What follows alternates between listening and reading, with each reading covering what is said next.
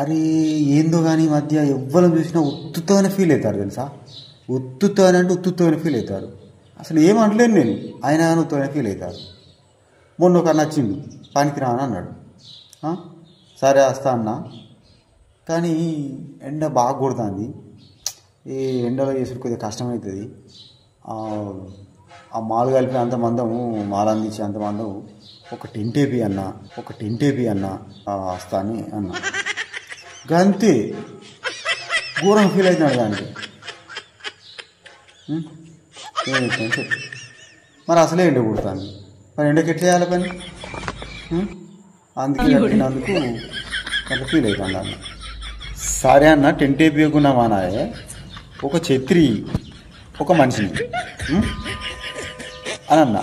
అంటే ఛత్రి ఎందుకు మనిషి ఎందుకు అని అంటాను. ఛత్రి ఎందుకు మనిషి ఎందుకు అంటే ఆయనతో అర్థం కదా చెప్పు. ఎండ కొడుతుంది, నేను మాలు మోతా అంటే అటు ఇటు మోతా అంటే ఆయనకి ఎండ కొట్టకుండా నాకు ఛత్రి పట్టుకొని అటు తిరుగుతాడు.